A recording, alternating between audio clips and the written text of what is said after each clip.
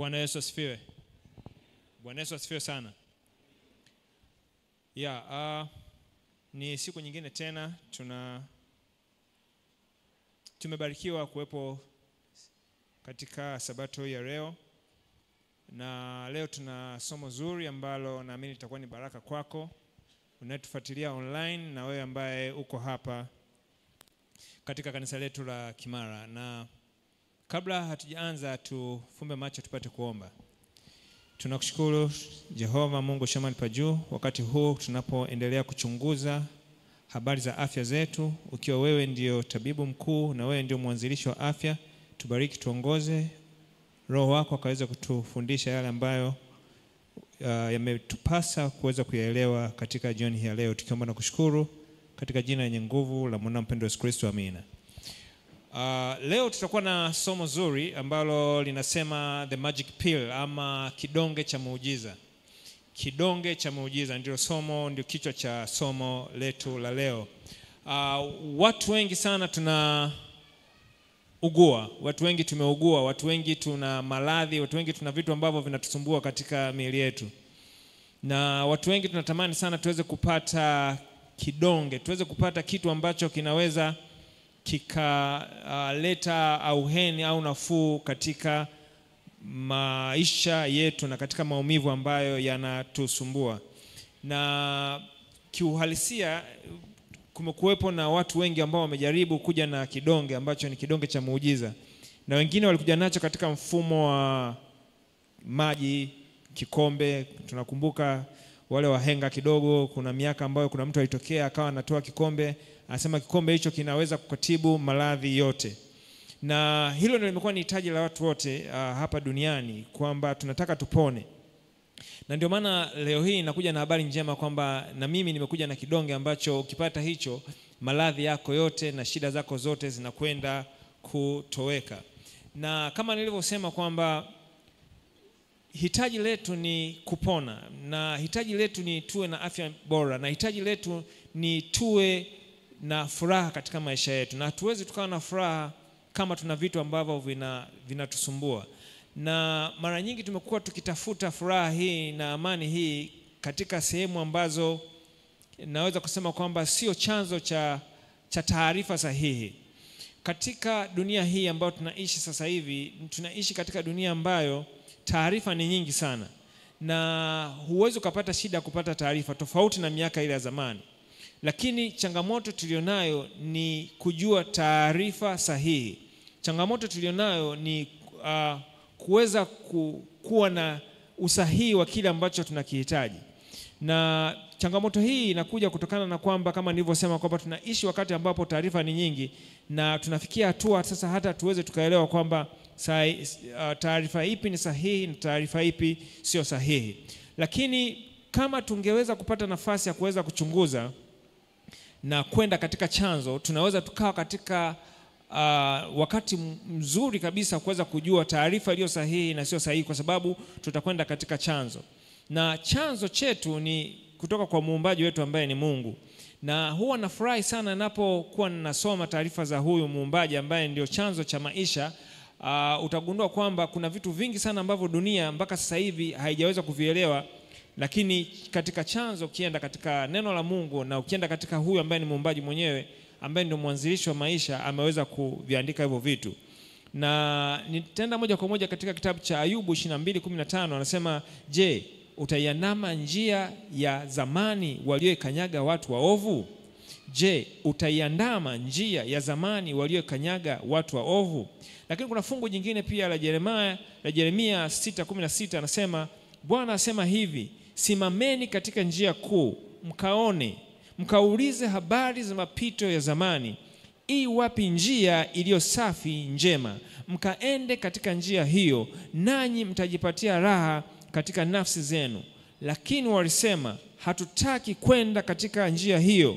Malaki 3 fungu la 7 anasema, tokea siku za baba zenu mmegeuka mpate kuyaacha maagizo yangu, wala hamkuyashika. Nirudieni mimi, nami nitarudia ninyi, asema Bwana wa majeshi. Lakini nyinyi mwasema, turudi kwa namna gani? Kwa hiyo mafungu haya ambayo chanzo ni mafungu yanayotupatia chanzo, ni mafungu yanayotuambia kwamba tuende katika njia za zamani, tujifunze katika njia za zamani. Njia za zamani kulikuwa kuna nini? Ukisoma katika Biblia, katika roho ya unabii, katika nukuu za Ellen G. White ambaye ni nabii wa kweli aliyeandika vitabu vingi sana, ni moja kati ya waandishi wa kwanza duniani mwanamke kuandika vitabu vingi kuliko wengine wote, na walimpatia nafasi ya pili, na hiyo sio story ya leo kwa sababu fulani wakasema huyu ni wa pili, sijui ni wa tatu, lakini kiuhalisia ndiyo mwanamke wa kwanza kuandika vitabu vingi, na nafikiri hata kwa wanaume anaweza akachukua nafasi ya kwanza. Anaitwa Ellen G. White, alikuwa nabii wa Mungu, mjumbe wa Mungu. Anasema hivi: Mungu aliwapatia wazazi wetu chakula ambacho alikitengeneza maalum kwa jamii ya wanadamu waweze kutumia. Ilikuwa ni kinyume na mpango wake maisha ya mnyama mwingine yatolewe. Kwa hiyo tukitaka kuanza kuangalia, ndio ninaanza sasa kukupatia kidonge hiki, naanza kukupatia hii magic pill kwamba mpango wa Mungu kwanza kwa wanadamu ilikuwa ni kwamba waweze kula, wasiweze kutumia vyakula ambavyo vinatoka kutoka kwa wanyama wengine, yani wasitoe maisha ya mnyama mwingine. Na kuna nini unapokuwa unatoa hali maisha ya mnyama mwingine? Pia katika kitabu kingine au nukuu nyingine inayopatikana katika kitabu kinachoitwa Council on Diet, ukurasa 375 paragraph ya pili inasema hivi: hali ya wanyama, hali ya afya ya akili inahusiana moja kwa moja na hali ya afya ya mfumo wetu wa kumeng'enya chakula. Kwa ujumla, Mungu hakuwapatia watu wake vyakula vya nyama jangwani kwa sababu alijua kutumia wanyama hao kungezalisha magonjwa, ukaidi na utukutu wa tabia. Ili waweze kutatua hilo tatizo na kuleta akili katika viwango vya juu sana kutumika, aliondoa vyakula vya wanyama waliokufa akawapa chakula cha malaika ambacho kinaitwa mana. Sasa sikiliza, tumesoma fungu linalosema kwamba tuziendee njia au mapito. Mapito ni njia za zamani, na tuiulizie hii wapi ile iliyokuwa njema. Mungu ni mwema na Mungu ana busara na hekima, na katika hekima ya Mungu aliweza kujua kwamba kama wanadamu wataweza kula vyakula ambavyo havitokani na mnyama, watakuwa na akili safi. Akili safi ya kupokea maagizo yake, lakini akili safi ya kuweza hata kupokea maagizo ya jamii, nikiwa na maana kwamba hawa watu watakuwa ni raia wema. Lakini pia Mungu alijua kwamba kwa kufanya hivyo hawa watu watakuwa na afya bora na afya njema, na nakwenda kukuonesha kisayansi, lakini pia kama ambavyo tumeanza katika sosi. Kumbuka kwamba chochote, hii ni siri ambayo huwa napenda kuirudia, na kwa kadri ambavyo napata nafasi ya kuongea huwa nairudia mara 1000 na ndazidi kuirudia mpaka siku ile ambapo ndakoma kuongea. Chochote unachojifunza, hakijalishi iwe ni katika shule, iwe ni katika chuo kikuu, iwe ni katika level yoyote ile, hakikisha hiki kitu kinapimwa na chanzo cha maisha. Nikiwa na maana kwamba kitu chochote kinachohusiana na maisha mwanadamu hakiwezi kikaenda kinyume na chanzo ambacho ni neno la Mungu alafu kikaa kiko salama. Na ndio maana katika kujifunza afya, kitu cha kwanza ambacho nitakiwa tuweze kujifunza, ni lazima tujifunze kwanza Biblia, kwa sababu Biblia imeandika chanzo cha maisha. Na Biblia, hakuna mwanasayansi, narudia tena, hakuna mwanasayansi anayeweza kuwa bora kuliko neno la Mungu. Kwa hiyo ni lazima tuende katika neno la Mungu, na kama hapa ambao tunasoma sasa vitabu hivi vya roho ya nabii vinatuambia jinsi ambavyo kwa kula vyakula ambavyo vinatokana na wanyama vinahafifisha hata uwezo wetu wa akili.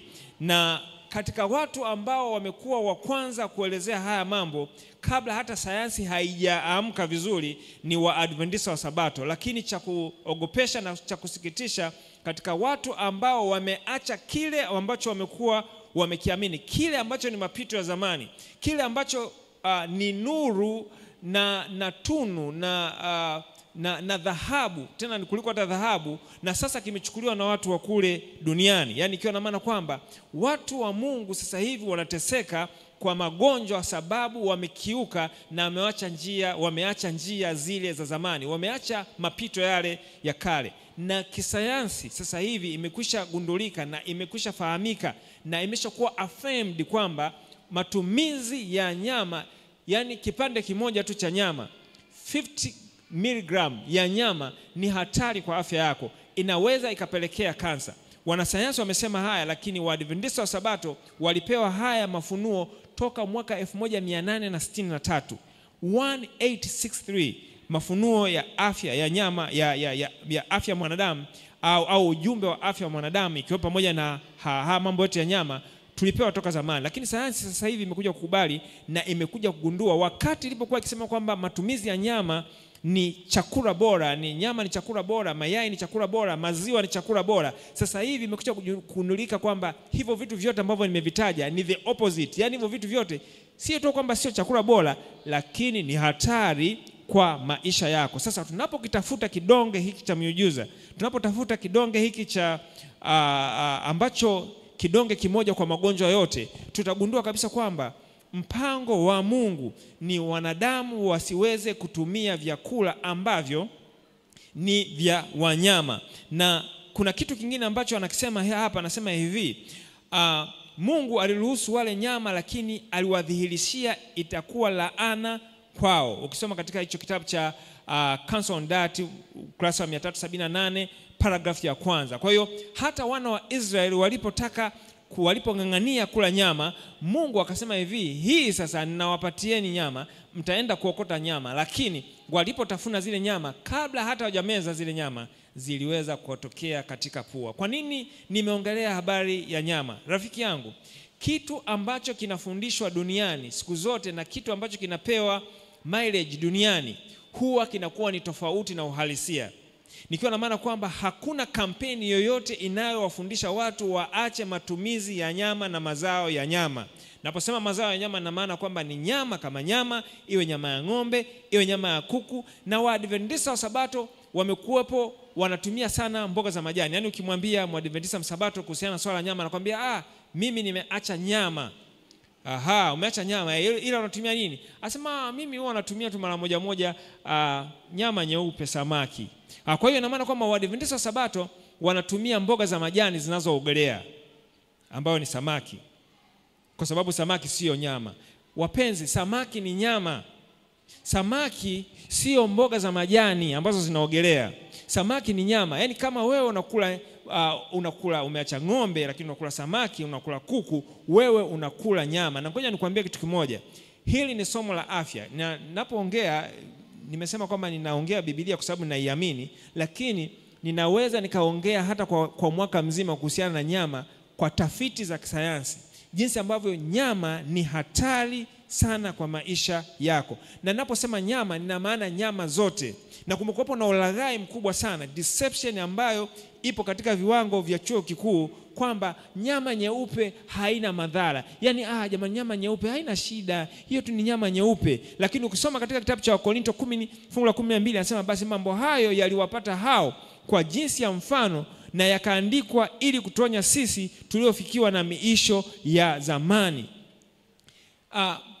Nyama kama nyama na mazao yake yote ni hatari kwa afya yako. Watu wengi wamekufa na wameingia kaburini kwa sababu ya ulaji na matumizi ya nyama. Miili yetu haikuumbwa kuchakata nyama. Meno yako haijaumbwa kutafuna nyama. Ukiangalia hata meno yako, structure ya meno yako jinsi yalivyo, yameumbwa ni kama jiwe la kusagia nafaka. Meno yako unaweza kupitisha ulimi ninavyoongea hapa sasa hivi, utagundua kabisa kwamba meno yako yana kitu kama U juu na U chini, yani U, ambayo U shape, lakini pia ina vitu kama vimilima, sio kwa ajili ya kutafuna nyama. Ukiangalia meno yako haya ya katikati, premolars na molars, na haya ya pembeni hapa, canine teeth, hayakutengenezwa kutafuna nyama. Ukilinganisha na wale wanyama wanaokula nyama, nikiwa na maana kwamba simba hahitaji kisu kula nyama. Kwa nini? Kwa sababu simba ameumbwa kula nyama. Na yeye pia, ukisoma katika Biblia vizuri, utagundua mwanzoni na yeye alikuwa hali nyama, lakini baada ya dhambi Mungu hatujui jinsi ilivyotokea, lakini tunaamini kutokana na kutokana na kanuni kwamba baada ya dhambi tunaamini kwamba hata simba alidevelop hayo meno ambayo sasa hivi anayo, na wanyama wengine wanaokula nyama. Kwa sababu gani? Ili waweze kula nyama. Lakini simba kwa asili naye pia hakula nyama, na tumeahidiwa kwamba tutakapokwenda katika nchi ile ya ahadi, nchi ile ya uzima, hatutokula nyama, na simba naye hatokula nyama. Bwana Yesu asifiwe. Kwa hiyo utagundua kabisa kwamba wanyama wa simba kule Serengeti hakuna jiko la kupika nyama. Kwa sababu gani? Kwa sababu simba yeye ana uwezo, meno yake ni kama blade, kisu kile ambacho ni kikali sana, yani kama kiwembe, kisu, sijajua lugha yake Kiswahili nitasemaje, lakini ni kisu kikali sana ambacho hahitaji kisu kukata nyama, na pia hahitaji kuchemsha. Kwa sababu gani? Yeye mwili wake jinsi ulivyo una uwezo wa kula nyama. Sisi hatujaumbwa kula nyama. Na nikwambia kitu kimoja, kwa kadri ambavyo unakula nyama, sio tu inakuathiri kama ambavyo tumeangalia hapa katika swala zima la afya yako, lakini pia katika swala zima la kiroho, na tutakwenda kuangalia hapa. Ukisoma katika quotation nyingine ambayo inatoka katika nukuu katika kitabu cha Testimonies, ama ni ushuhuda kwa kanisa, gombo la 6, ukurasa wa 3372, lilotolewa mwaka 1900, anasema hivi: tabia yetu ya ulaji na unywaji inaonyesha kama sisi ni wa dunia hii au ni kati ya wale ambao Mungu amewatenga kwa upanga. Clever ni nini? Clever nimeweka katika mabano, ni lile bisu, nitumie neno hilo, lile bisu ambalo wanatumia katika bucha ndio inaitwa clever kwa Kiingereza. Sasa ametumia hilo, yani ni lile bisu ambalo kama shoka, yani akishusha chini linatenganisha nyama, mifupa na kadhalika. Sasa hiyo ndio anasema kwamba sisi tumetenganishwa kutokana na nini? Na ulaji wetu. Nikiwa na maana kwamba Mungu anategemea Waadventista wa Sabato waweze kuwa tofauti katika ulaji wao. Mungu anategemea Waadventista wawe peculiar. Kwa sababu gani? Waadventista wa Sabato sio imani ambayo imeibuka kama uyoga. Waadventista wa Sabato ni imani ambayo imetoka wapi? Imetokana na Mungu mwenyewe. Ni kama wale wa Israeli wa kimwili, na sasa hao ni Waisraeli wa kiroho. Na ndio maana wewe na mimi wote sisi ni Waisraeli wa kiroho. Ina maana kwamba Mungu anategemea yale yaliyokuwa yakifanyika kwa Waisraeli wa kimwili yaweze pia kufanyika kwa Waisraeli wa kiroho, na baraka zile ambazo amewapatia Waisraeli wa kimwili ziweze pia kuwa baraka kwa Waisraeli wa kiroho. Lakini unfortunately Waisraeli hawa wa kiroho ambao ni wewe na mimi, tunaugua magonjwa yale yote ambayo yanapatikana kwa wale Waisraeli ambayo yanapatikana kule duniani. Sasa sio kwa Waisraeli, kule duniani. Haukuwa mpango wa Mungu wanadamu, watoto wake Mungu, nikiwa na maana kwamba hao ambao wamewachagua waweze kuugua na kupata maradhi yale ambayo yako kule nje, na si kwa sababu eti wao labda ni special kuliko wale wengine. Hapana, lakini kwa sababu Mungu amewapatia kanuni ambazo anategemea kupitia kanuni hizo waweze kupata nini? Waweze kupata uponyaji na waweze kupata afya bora. Katika sayansi, ukiwa na chini ya miaka 80 ukiugua ugonjwa wa moyo au sukari, hiyo imetokana na wewe mwenyewe. Sitaki kutumia lugha moja ambayo ni ngumu kidogo. Hiyo ni sayansi. Yani at least miaka 80 au 70, basi mimi nishushe huko kwamba moyo kidogo ukianza tutasema basi okay fine. Lakini sasa hivi vijana wa miaka 20 wanapata shida za moyo. Vijana wa miaka 20 wameanza kuugua matatizo ya moyo. Ni kwa sababu gani? Ni kwa sababu wameacha mapito yale ya kale. Na hata kuna lugha ambazo zinatumika, ni lugha mimi naita lugha chafu, ninasema kwamba babu yangu mimi alifanya hivi, babu yangu si baba yake, si bibi yake. Na mimi wanasema hivi, wewe sio babu yangu, wewe sio babu yako, wewe sio bibi yake. Wewe ni tofauti. Wewe hauishi wakati ambao babu yako alikula vyakula ambavyo ni organic. Kwa hiyo hata kama alitumia matumizi ya nyama, hayakuweza kuleta ile impact ya moja kwa moja ambayo ingeweza kuonekana. Sisi sasa hivi ukiachana tuna nyama, bado tuna vitu vingi ambavyo inatakiwa tuweze kupambana navyo katika maisha yetu ya afya. Kwa hiyo ina maana kwamba nyama kama madhara yake ni makubwa kwa asilimia let's say kama madhara yake yasingeweza kuonekana sana kipindi cha nyuma, ingawaje kulikuwa kuna madhara pia, kwa sababu utagundua kwamba mwanadamu kuwa hatumii matumizi ya nyama aliishi miaka 900 karibia 1000. Lakini mwanadamu alipoanza tu kutumia nyama aliishi miaka 100 na mpaka 90 mpaka sasa hivi tunaishi 70. Yaani asilimia almost 90 na mwanadamu alianza kupunguza maisha yake pale alipotumia nyama. Kwa hiyo hata huyo babu yako mwenyewe angeweza kuishi maisha marefu kama pia angeweza kutumia vyakula vinavyotokana na wanyama. Kwa hiyo sisi tuna jukumu kubwa la kutunza afya zetu kwanza, kwa sababu tunaishi wakati ambapo hata kama hatuli nyama bado tuna vitu vingi sana ambavyo tunatakiwa tupambane navyo. Tumekuwa na vyakula vingi sana vya viwandani, tumekuwepo na refined food, tumekuwa na vyakula ambavyo vimekobolewa. Vyote hivi ni vyakula ambavyo vinaleta madhara katika miili yetu. Sasa ongezea na hiyo nyama, tunajikuta kwamba kijana akishakuwa na miaka 30 ameshazeeka, yani sawa na babu ama bibi ambaye inatakiwa apewe mkongojo. Yani kijana miaka 20-30 hana nguvu kabisa hana nguvu physically, nikiwa na maana ya mwili. Lakini of course ukisha kuwa huna nguvu ya mwili na hata hizo nguvu zingine pia inakuwa ni tatizo. Kwa hiyo yote hii ni kwa sababu gani? Ni kwa sababu tumeacha kwenda katika mapito yale ya zamani. Anasema hivi, hawa ni watu wa pekee wenye hari kwa ajili ya kazi ya Mungu. Mungu ameongea neno lake kupitia shauri la Danieli na wenzake watatu. Kuna ujumbe kuhusu matengenezo ya afya. Mungu ameongea kuhusu historia ya Israeli. Sasa nisikilize rafiki yangu.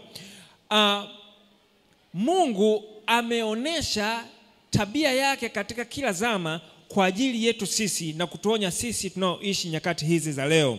Ukiangalia Danieli na wale vijana watatu walikuwa kwanza wana akili. Tumesema hivi, ulaji wa nyama unapunguza uwezo wa akili. Sasa usiniambie mimi napata AA+. Nani alikwambia hiyo ndio limit ya uwezo wako? Hiyo ni limit ya kibinadamu. Mungu anatamani tuweze kuwa na uwezo zaidi na zaidi. Point yangu iko hapa, kama una AA+, labda ungekuwa hauli nyama ingekuwa ni 7 mara 7 uwezo wake. Kama una nguvu sasa hivi ambayo inatokana na unakula nyama lakini una nguvu, labda ungekuwa na nguvu zaidi na zaidi na zaidi. Na hata kuna maneno ambayo huwa napata, najaribu kuongea kwa sababu huwa nimekutana na hizi changamoto. Wengi wanasema mbona simba ana nguvu? Na najua hata nilipokuwa nikiongea hivi ulikuwa unajiuliza kuhusiana na habari ya simba. Rafiki yangu, katika mnyama mwenye nguvu za endurance simba hayupo. Ni kweli simba na nguvu ya hapo kwa hapo. Na ndio maana katika wanyama, hata ukiangalia watu ambao wamesomea hizi habari za wanyama, na hata ukiangalia documentary nyingi, utagundua kabisa kwamba simba aliumbwa kuwinda. Hilo la kwanza. Na ni kweli simba na nguvu za hapo kwa hapo, lakini simba hana nguvu za muendelezo, hana. Na ndio maana simba anakimbia dakika zile 2, 3, 4 kwa kasi ya ajabu sana, na akishindwa huwa anakuwa ameshindwa. Na katika mnyama anayeishi maisha mafupi katika maisha, nikiwa na maana kwamba akipewa tu maisha pasipo kuliwa, ni simba anaishi maisha mafupi. Na katika wanyama wanaoishi huko porini maisha marefu kama hatoliwa au kupata madhara yoyote ya ajali, ni wanyama wanaokula majani. Yote hii inazidi kutufundisha nini? Yote hii inazidi kuaffirm, inazidi kukubaliana na ile point ambayo nimeongea mwanzoni kwamba tukitaka kujifunza jambo lolote tujifunze kutoka katika neno la nani? Neno la Mungu, kwa sababu neno la Mungu ndilo lenye kweli zote, na neno la Mungu ndilo linalotupatia ukweli ambao sasa tukija kuangalia katika dunia au elimu ya dunia tunaanza kugundua kwamba kuna mengi sana ambayo yanakubaliana na neno la Mungu. Kwa hiyo utagundua kabisa kwamba wanyama wanaokula nyama wanaishi maisha mafupi. Wastani wa simba ni miaka 8 hapo mpaka 9 na. Lakini mnyama kama tembo anaishi mpaka miaka 100 na. Kwa hiyo utagundua kwamba hata asili yenyewe inatufundisha kwamba ulaji una sehemu kubwa sana ya maisha yetu. Lakini jambo jingine ni hili. Katika maisha yetu Mungu hafanyi kazi katika mazingaombo, katika hali ya mazingaombo. Na ndio maana somo letu tumeliita kidonge cha nini? Cha miujiza.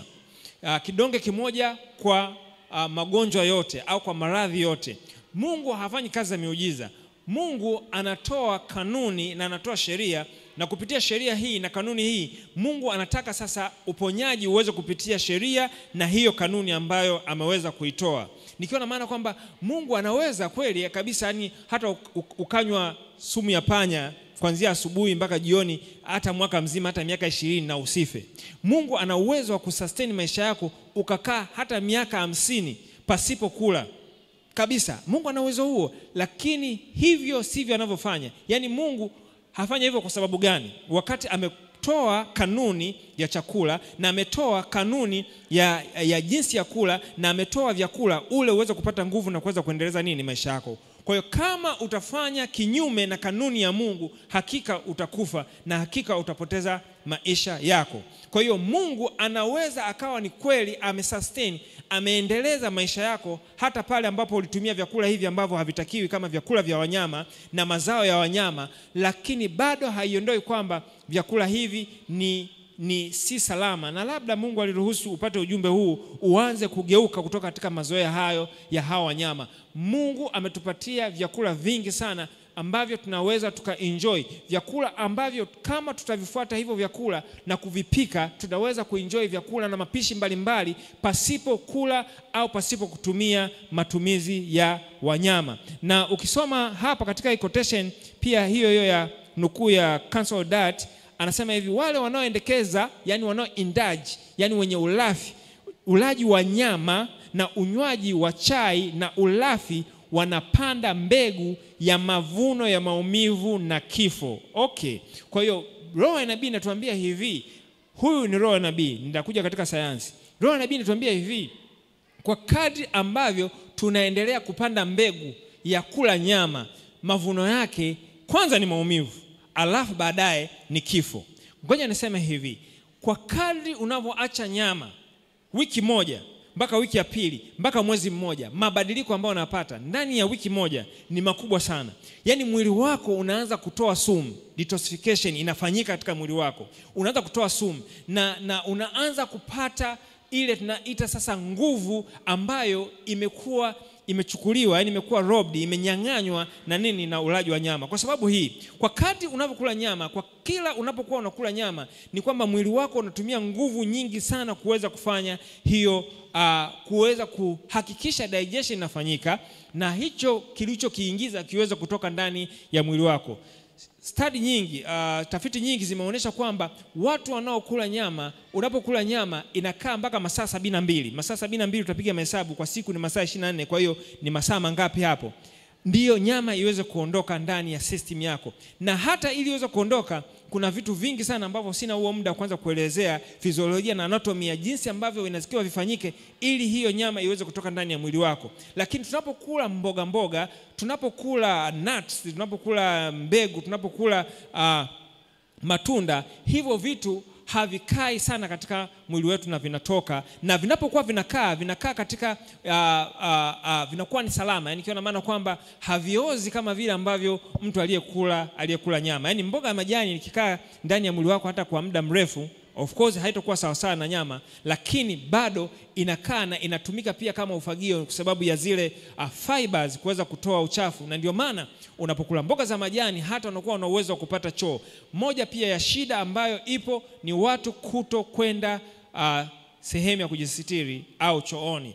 Na afya yako iko pia kwa kadri unavyokwenda sehemu ya kujisitiri. Kwa kadri unavyokula vyakula vya nyama na vyakula ambavyo havina nyuzi, vyakula vilivyokobolewa, utajikuta kwamba haupati choo. Na kuto kupata choo ni alama pekee ya kwamba wewe sio mzima ndani ya mwili wako, kwa sababu hatukuumbwa kuweza kutembea na kitu chochote ndani ya mwili yetu. Kwa hiyo tunapoendelea kupanda mbegu hii, tutaweza kuivuna, nayo ni mbegu hiyo ya nini? Ni mbegu ya kula nyama.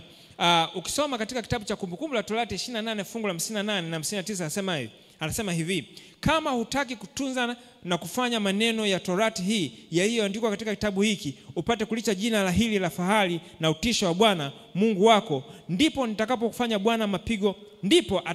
Bwana mapigo yako yawe ya ajabu, na mapigo ya uzao wako mapigo makubwa kwa kweli, ya kudumu sana, na magonjwa mazito ya kudumu sana. Na akawaambia kutoka 15 fungu la 26, akawaambia kwamba utaisikiza kwa sabidi sauti ya Bwana Mungu wako, na kufanya yaliyoelekea mbele zake, na kutega masikio usikie maagizo yake, na kushika amri zake. Mimi sitatia juu yako maradhi yote. Okay, kwa hiyo kuna qualification, kwa hiyo kuna vigezo vya Mungu kutokutia maradhi katika mwili wako. Vigezo hivyo ni pamoja na kutii nini unachokula na nini unachokunywa. Nimesema hivi, Mungu sio mwana mazingaombwe. Ukinywa sumu ya panya utakutana na kile ambacho kinatokana na kunywa sumu ya panya. Mungu hakuna maombi, na mimi natamani niliongea hili kwa sababu naongea katika jamii ya Wakristo mnaonisikiliza. Hata kama kuna wengine sio Wakristo. Kuna tendency ambayo imebadilika sasa hivi ya kutaka miujiza. Hata ndani ya kanisa tunataka miujiza. Yani tunakula tunavyotaka kula, tunakunywa tunavyotaka kunywa, tunalala tunavyotaka kulala, na tunaenenda sawa sawa na vile ambavyo tunataka sisi.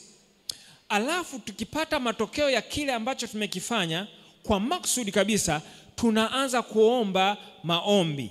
Tunaanza kuomba tuombewe. Matangazo yanaanza kutangazwa ndani ya kanisa. Jamani, tumkumbuke katika maombi, tumkumbuke katika maombi. Ni kweli, sijakataa, hata pamoja na kutenda haya yote bado tunahitaji kuomba. Bwana Yesu asifiwe. Hata tunapotenda dhambi kwa makusudi tunahitaji kuomba, tunahitaji rehema za Mungu. Lakini point yangu iko hapa. Kama leo hii umeweza kuisikia hii sauti, kwa nini usubirie kuombewa?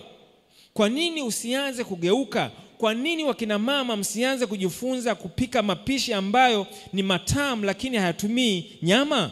Kwani ili mtu aweze kula chakula ni mpaka ale samaki, ale hizi mboga za majani zinazoogelea. Maana mimi naziita ni mboga za majani kwa sababu Waadventista wa Sabato huwa tunaamini kwamba mtu anayekula samaki yeye hali nyama. Rafiki yangu, nakula nyama. Tena samaki ni worse zaidi ya nyama nyekundu. Hilo sio somo la leo. Hilo sio somo la leo. Yani somo la nyama ni kubwa na ni pana sana. Yani samaki ni zaidi, kwa sababu kinachofundishwa katika dunia, rafiki yangu, sio kila kinachofundishwa katika dunia ni salama kukibeba. Tumeamini sana sayansi kuliko kumwamini Mungu. Na nitakupatia mfano mdogo sana kwa sababu leo sio somo langu hata la kuanza kuongelea hizi mboga za majani zinazoogelea, swimming vegetables aka samaki. Ni kwamba samaki wana mercury ambayo ni hatari sana, ni chanzo kikubwa sana cha kansa kuliko nyama ya ng'ombe. Na kwa kadri samaki anavyozidi kuwa mkubwa ndivyo anavyozidi kuwa na mercury nyingi kuliko ng'ombe. Lakini jambo jingine ni kwamba chakula anachokula samaki ni tofauti na ng'ombe. Ng'ombe anakula majani ambayo ni salama zaidi kuliko vile anavyokula samaki na anavyokula kuku. Yani tulichoambiwa kuhusiana na white meat ni tofauti kabisa na uhalisia ya kile ambacho white meat kinafanya katika maisha yako. Na kwa sababu tunapenda sana kujitia moyo na kuwa na kujifariji kwamba jamani mimi nakula tu white meat. Yani mtu anayekula white meat anaonekana kama ndo mtu ambaye amefanya jitihada nyingi sana katika afya. Hata ulaji anaweza akachukua kuku nyingi alafu akachukua carbohydrates kidogo, wasema jamani mimi nakula nini na nafanya matengenezo. Kumbe ndio anajiua mara 7. Yani ni hivi, hata kile ambacho ni sahihi kabisa tumeambiwa kwamba ni hatari katika maisha yetu. Yani sasa hivi carbohydrates imeonekana ni adui namba 1. Wakati carbohydrates sio adui. Mafuta yanayo katika mwili wako unahitaji mafuta. Mwili wako hauhitaji protein. Hili niliongea sehemu moja na watu wakanijia juu wakasema yani wewe, yani wakatamka mpaka matusi, wengine wakanitukana. Lakini naelewa ni kwa sababu watu wangu wameangamizwa kwa kukosa maarifa. Niliposema mwili wetu hauhitaji protini, sikuwa na maana kwamba wewe hauhitaji protini. Lakini point yangu ilikuwa ni kwamba wewe hauhitaji kula protini ili upate protini. Wewe unahitaji amino acid ili uweze kupata protini. Na hakuna hata profesa ambaye anaweza karibishia hili. Hakuna. Na kama atakuwa anabishia, then kutakuwa kuna shida kwa upande wake yeye. Sisi tunatumia amino acid ambazo zinakuwa converted kuwa nini? Kuwa protein.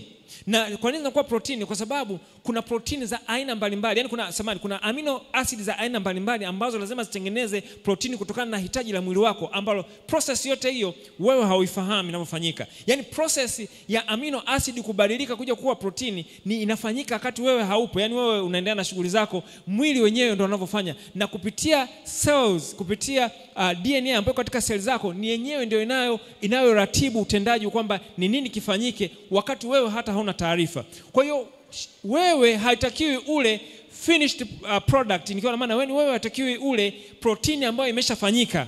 Wewe unakula chakula ambacho chenyewe kinakuwa converted kuwa nini? Kuwa protein, ndio kinajenga nini? Kinajenga mwili. Lakini sisi tumedanganywa, mtu ndapata wapi protein? Mimi ndapata wapi protein ya mnyama? Nani alikwambia unahitaji protein ya mnyama? Nani wewe aliyekudanganya? Watu wangu wanaangamizwa kwa kukosa nini? Kwa kukosa maarifa.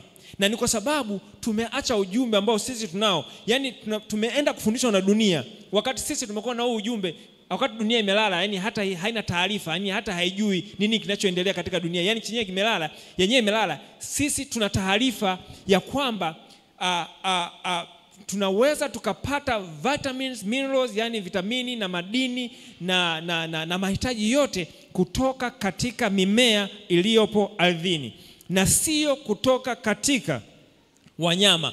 Hakuna unachokipata kutoka katika mnyama zaidi ya kitu kinachoitwa mtumba. Hata hiyo protein, hata hiyo amino acid unayoipata kutoka kwa mnyama ni protein mtumba. Kwa sababu gani? Kwa sababu ng'ombe amekula majani, amekula nafaka, amino acid zikatengenezwa huko na yeye akapata protini, alafu wewe unakula protini ile ambayo imekwisha kamilika, ambayo ni protini mtumba. Kumbe anakokula ng'ombe ni katika ardhi, na Mungu amekumba na wewe uende katika ardhi na kula kutoka katika nini? Kutoka katika ardhi. Wakina mama, wazee wangu ambao wa umri ambao umekwenda, kama kuna watu ambao inatakiwa mkimbizane na muache kabisa nyama, ni nyie katika umri wenu. Mnai overtask, mnausulubisha mwili wenu kwa kula nyama. Digestion ya nyama mwili wako haujawahi kuzoea tokea umezaliwa kutoka katika tumbo la mamako mpaka unaingia kaburini. Digestion ya nyama mwili wako haujawahi kuzoea. Yaani kila unapokula nyama mwili wako unalia. Ni sawa na vile ambavyo ukichapwa fimbo, hata ukipata sugu, mwili wako hauwezi kuja kuzoea kuchapwa fimbo. Ndivyo sasa unavyokula nyama. Na ni hatari kubwa sana kwa Waadventista wa Sabato kuendelea kula nyama, kwa sababu sisi tunajua kabisa kwamba nyama ina uhusiano wote wa akili na mwili na roho. Lakini pia hata sasa hivi katika wale watu ambao wanaamini katika hali ya sio Adventista wa Sabato, lakini wanaamini katika afya, ambao wamesoma na kufanya research, wamegundua kabisa kwamba ukitaka kuwa na afya bora ya akili, ukitaka mtoto awe na akili bora, hakikisha kwamba unaweka mazao yote ya nyama pembeni. Sasa sikiliza. Quotation inasema hivi: mimi sitotia juu, Mungu anasema maneno yako, maradhi yote aliyoyatia wa Misri, kwa kuwa mimi ndimi Bwana nikuponyaye. Uchunguzi uliofanyika katika picha inaonekana hapo, uliofanyika kwa hawa mamis au wale watu waliokufa wa zamani wa Misri, waligundulika kwamba walikuwepo na maradhi yote yale ambayo yanapatikana maradhi ya kisasa ya kipindi hiki. Kwa wale ambao watakuwa wanaiona hiyo picha, wanaona kabisa kwamba jinsi ambavyo uchunguzi huo umefanyika. Ni kwa sababu gani? Wewe ndivyo hicho unachokula. Acha kula mzoga, acha kula maiti. Unapokula mzoga na wewe unakuwa nini? Hata kama msemi, huo ndio uhalisia.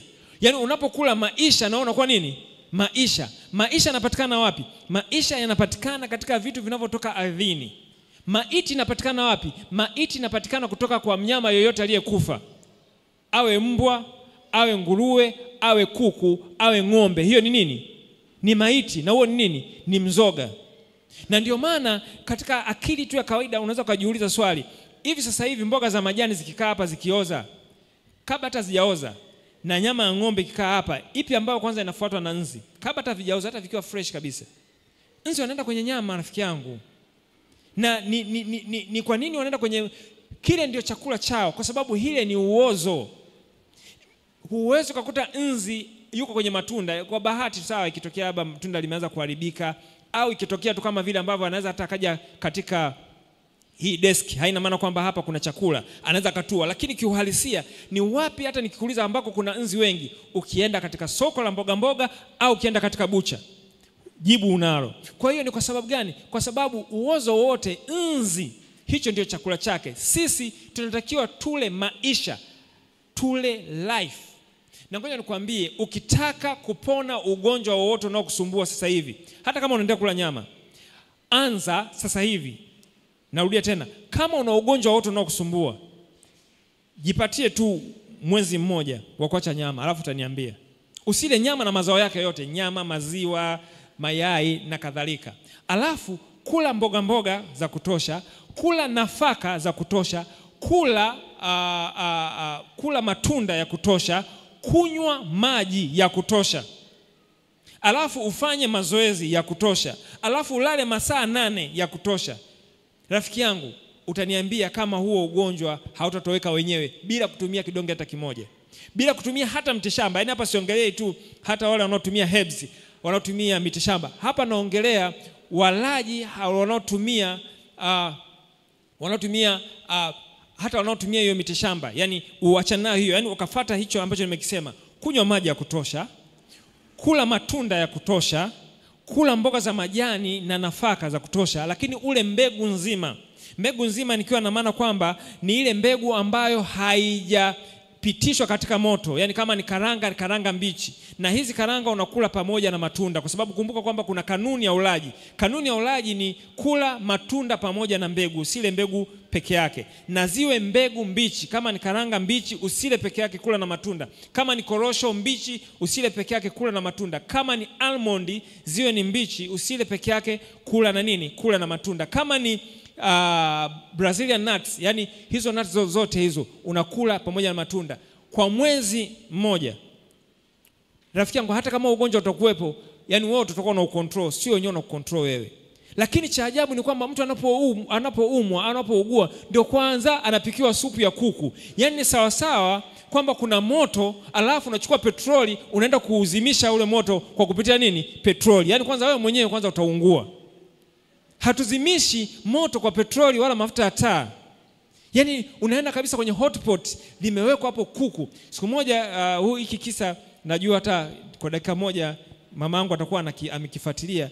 Nilikwenda hospitali kumuona ndugu yangu fulani, nikaenda na chakula na nikakuta wamempelekea pale samaki. Yaani ile harufu iliyokuwepo katika kile chumba. Wapenzi, samaki sio chakula. Tumepewa vyakula vingi, tumepewa mboga nyingi, tuwe na ujuzi wa kuvitumia. Tuna dengu, tuna choroko, tuna njugumawe, tuna njugu, tuna mbaazi, tuna maharagwe, tuna njegere, tuna bamia, tuna hii eggplant, bilinganya. Yaani ninaweza nikaanza kuelezea hapa hata masaa mangapi jinsi ya kuweza kuvitengeneza hivi vitu. Hivyo vitu tumetengenezwa na tumepewa ili viweze kutusaidia. Na ukisoma katika safari ya wana wa Israeli utagundua kabisa kwamba Mungu alipowapatia wana wa Israeli mana, wao walikataa, wakataka nyama na wakashindwa kuingia katika nchi ya nini? Nchi ya Kanaani. Vivyo hivyo wana wa Israeli wa kiroho, wewe na mimi, kwa kadri tunavyoendelea kushikilia masufuria ya nyama, hatutoweza kuingia katika Kanaani, ambayo sasa hivi ndugu yangu sio Kanaani hapa duniani, ni the real Kanaani. Kanaani ya wapi? Ya mbinguni. Kwa hiyo ukisoma katika Zaburi 106:14 na 15 anasema hivi: bali walitamani sana jangwani, wakamjaribu Mungu nyikani, akawapa walichomtaka. Ndio zile nyama, akawakondesha nini?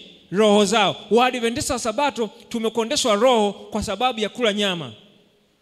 Waadventista wa Sabato tumeugua kwa sababu ya kula nyama. Na tutaendelea kukonda mara mbili kuliko wakule nje, kwa sababu wakule nje hawana taarifa. Sisi tuna taarifa. Ukiwa Mwadventista Msabato, Mungu anakuhesabia tayari wewe una taarifa zote ambazo Mungu amezitoa.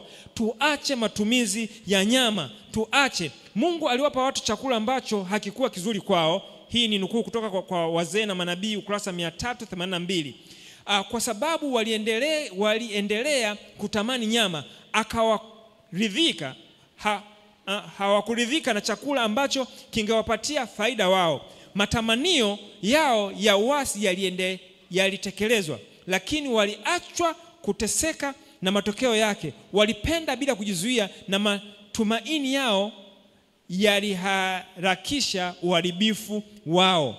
Okay. Kwa hiyo utagundua kabisa kwamba mjumbe mbaya huanguka maovuni, bali mjumbe mwaminifu ni afya. Ukisoma katika, kuna quotation hapa ambayo inaongea kwamba 1896 ndio Ellen G. White alisema hivi: kansa zote na mauvimbe yote na hizo tumors na uvimbe wote na magonjwa yote hayo yanatokana na ulaji wa nyama. Na 2015 shirika la afya duniani limekuja kukubali kwamba nyama ni chanzo cha kansa zote. Kwa hiyo wewe Mwadventista Msabato ambaye una hii nuru, na wewe ambaye sio Mwadventista Msabato, tunaomba au tunakusihi kwa kadri ambavyo umepata somo hili la leo, anza kuacha matumizi ya nyama. Na utakapokuwa mkaidi utakutana na hicho cha kukondeshwa na nini? Cha kukondeshwa na Roho. Na kanisa kama hili, kanisa la Adventista Sabato, tuna ujumbe ambao unaitwa ni ujumbe wa afya, health reform, matengenezo ya afya, ambao maana yake kwanza ni kuwafanya watu kuwapunguzia maumivu watu, lakini pia kuweza kulisafisha kanisa.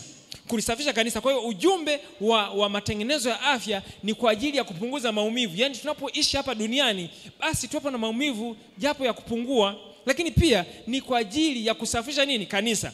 Kwa hiyo Mwadventista Msabato unaendelea kushikilia mafundisho ya nyama, Mwadventista Msabato haijalishi kwa level yoyote ile, unapoendelea kusema kwamba nyama si tatizo, ni kweli nyama si tatizo. Kwa sababu gani? Wewe umeamua kubakia jangwani.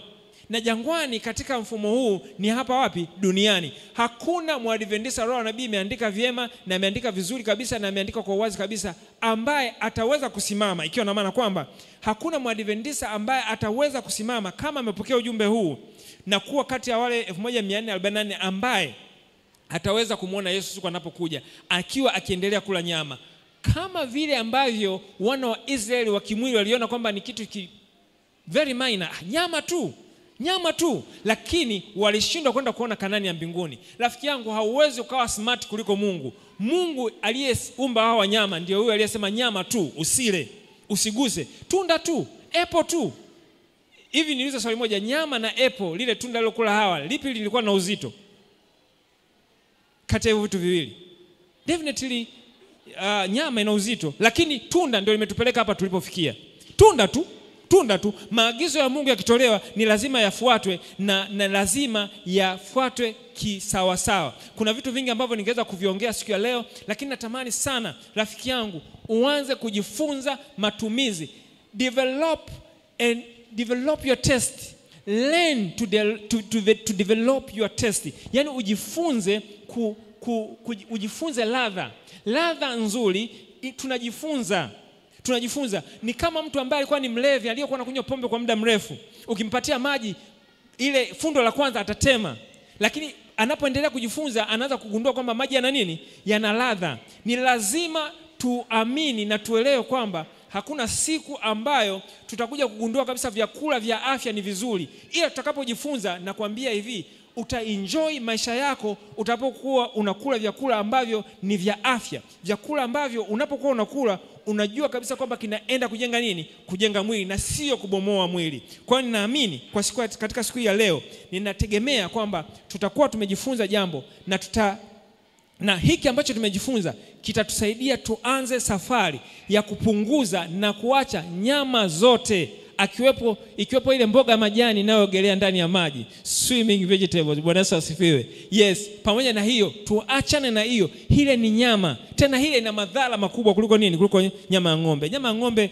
inaweza kana shida tu katika swala digestion kutokana labda jinsi ilivyo, nikiwa na maana kwamba zile fiber zake ni ngumu kuliko nini za samaki. Lakini katika madhara, I guarantee you, kutokana na kile anachokula ng'ombe, inaweza kawa ina madhara afadhali zaidi kuliko hata huyo samaki. Lakini zote zina madhara. Bwana Yesu asifiwe. Zote tuachane nazo ili tuweze kuwa na afya bora, tuweze kuwa na afya ambayo itaweza kupambana na shida nyingi ambazo tulizonazo katika dunia hii, kuanzia hali ya hewa, maji tunayokunywa, kila kitu kinatuambia kabisa kwamba hatuna afya. Kwa hiyo tusiongezee mzigo wa vitu ambavyo tungekuwa tunaweza kuviavoid, na Mungu akaweza kutubariki. Naamini kidonge hiki cha leo kitakubariki, kidonge cha utii, kidonge ambacho ukitii ni kidonge cha matatizo yako yote. Mungu akubariki sana. Amina.